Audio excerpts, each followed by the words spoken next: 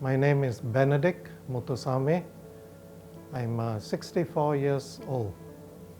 I work in the church in Batu Pahat, Johor, and I'm a prostate cancer survivor.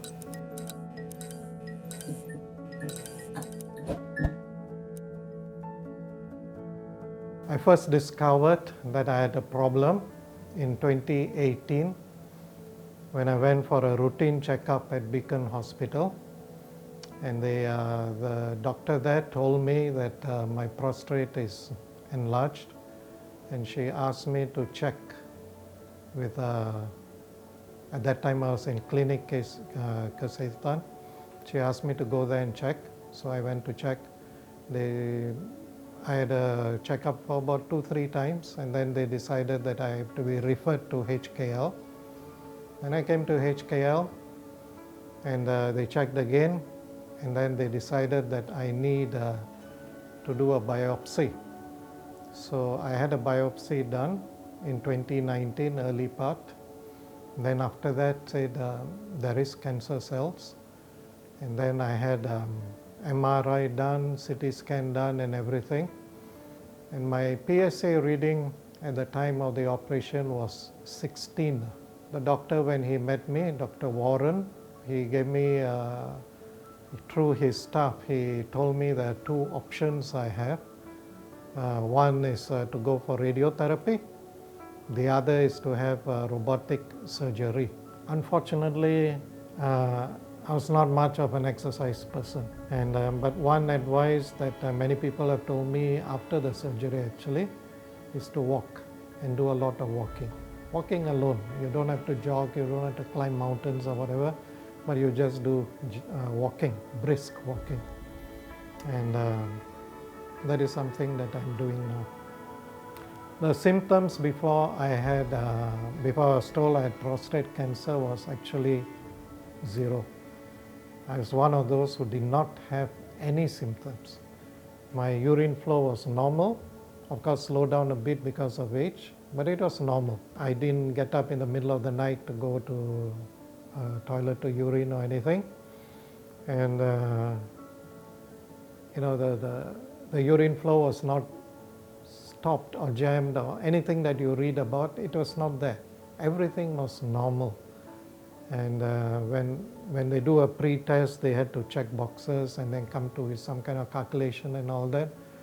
And the nurses said that actually everything points to you as having a normal thing, but your prostate is growing. My daily life before and after operation is basically the same.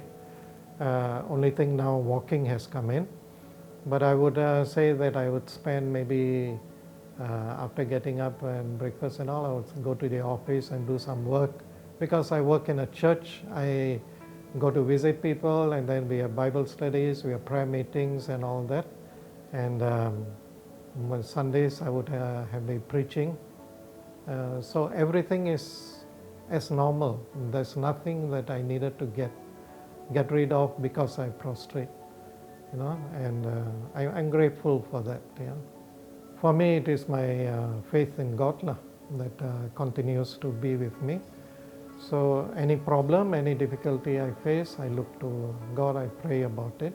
But I also feel that my family support was very important. Okay, and I had a number of family people who came. Of course, at this time during the pandemic, they couldn't really visit me except my wife. And it is a support that people give that is a boost to me. Okay, I'm not alone.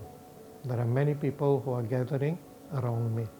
In my line of work, I met many people with cancer, so it is not something to be ashamed about. And in fact, I was very open in sharing with the church. I didn't write to just this person or that person. I just put it out in the church bulletin and everything. And I was not afraid to share. I wouldn't say I'm free from cancer as yet.